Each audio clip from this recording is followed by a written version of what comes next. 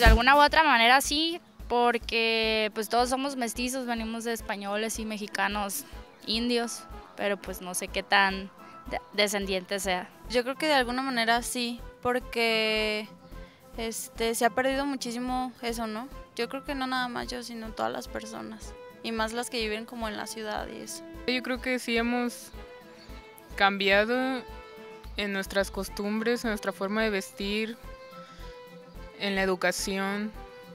Entonces yo creo que sí hay un poco. Ahorita, o sea, por cómo está nuestra sociedad y todo eso, pues diría que sí. Yo creo que sí me considero uno porque, pues, venimos de españoles y de indios y indígenas y pues somos una mezcla de ellos. Un poco sí, porque no conozco mucho ni mis raíces, ni mi historia, ni lo que traigo de fondo. La verdad sí. No sé, como que siento que no tengo raíces indígenas, pues. Pues no sé qué quiere decir indio desindianizado, pero lo que sí considero es que yo tengo fuertes orígenes indígenas en mis abuelos, se nota en mi presencia y en mi físico, y estoy orgullosa de ello. Vengo de un trasfondo fuerte, pero obviamente tengo que ser sincera, yo que conviva con muchos indígenas, pues no. O sea, indígenas, ¿cómo se? Puros, no, o sea, ya es mi convivencia con la gente que vive, mis vecinos, mis amigos, pero no somos de ir y convivir con ellos. Pues sí, porque la verdad yo no sé nada de la historia de los indígenas, nadie nos lo ha inculcado como si nosotros viniéramos de ellos, entonces pues sí.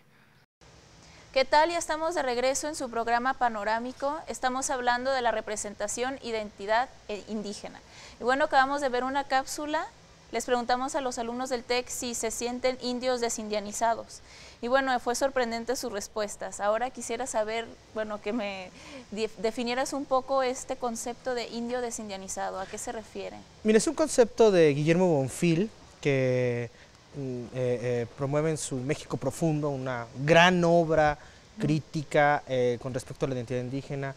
Y Guillermo Bonfil lo que define es que a través de la figura del mestizo se ha de alguna manera restringido la propia identidad indígena y de hecho se le ha borrado.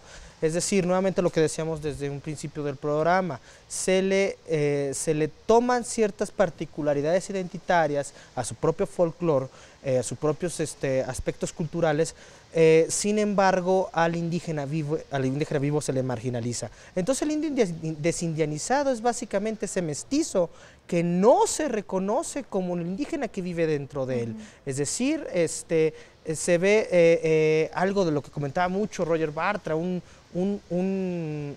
salvaje ante el espejo, entre comillas, que no está, de esta manera peyorativa, como se denomina en ese tipo de discursos, no se está reconociendo indígena. ¿Por qué? Porque hay todas estas estrategias, estos discursos de discriminación.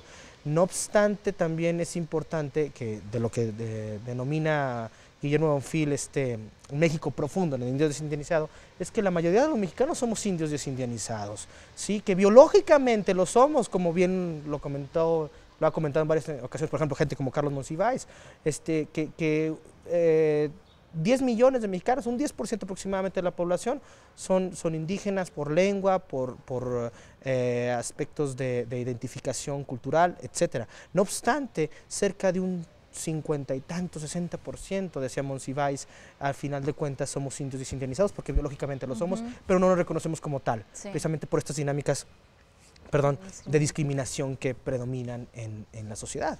¿Sí? Eso es a lo que se refiere el concepto. ¿Y cómo se ha revertido este concepto a partir del levantamiento armado de los zapatistas en 1994? El movimiento armado zapatista es un momento muy importante en la historia de México. ¿Sí? A pesar de las críticas que ha tenido el hecho de que tengan a un vocero ladino, como se les dice, como los grupos indígenas denominan a los blancos, entre comillas, sí, a pesar de eso, es un movimiento muy interesante, sobre todo por la hibridación de tradiciones indígenas y occidentales. Creo que el movimiento zapatista es uno de los movimientos más modernos en términos democráticos. ¿Por qué? porque exige una serie de demandas de igualdad, de justicia, que, contrario a lo que muchos comentadores hablan de que es un movimiento posmoderno, que involucra una serie de tradiciones antiguas, modernas, contemporáneas, etcétera, yo creo que es mucho más moderno de lo que se piensa, precisamente por estas visiones de recuperar la modernidad, el pensamiento de la ilustración en un movimiento que quiere ser integrado, de un grupo de ciudadanos que no quiere crear un sistema de exclusión, sino al contrario, no quiere crear un sistema independiente, sino que sea parte de una nación que constantemente los ha discriminado consciente o inconscientemente. Pero sin ese concepto de integración que se maneja. Exactamente. Manejan otro... ¿Cuál es el concepto que defienden ellos? Mira, más que de integración? Lo que pasa es que esta integración es una integración que debe ser incondicional, ¿sí? En donde, si bien existe el concepto de los usos y costumbres, básicamente los preceptos que se tratan de resaltar es de alguna manera compensar esta discriminación histórica, el dejar de ser ciudadanos de segunda, el dejar de estar situados en un proceso de prácticamente lo que podemos denominar racismo cultural, ¿sí? Un concepto bastante caprichoso, que de alguna manera no ha permitido en esta sociedad, nosotros como mexicanos, que quitemos estos elementos de discriminación, ¿sí?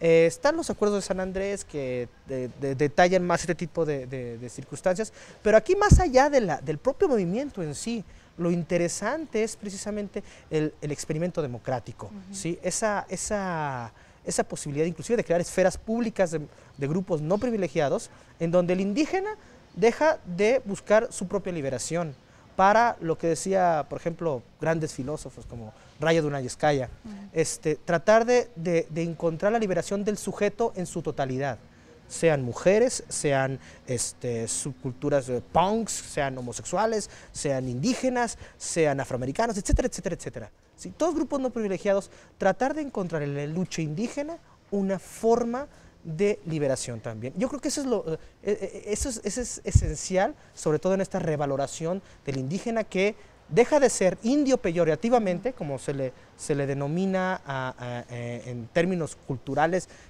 tradicionales, para que el indio se convierta más en una bandera de solidaridad de diversos grupos indígenas, ¿sí? En la búsqueda de su propia liberación, de su propia integración social, pero también prestándole esta identidad a otros grupos no privilegiados para liberarse en conjunto. O sea, no nomás es el imaginario indígena, sino el imaginario de todas esas subculturas rezagadas, más que rezagadas, no privilegiadas, yo diría.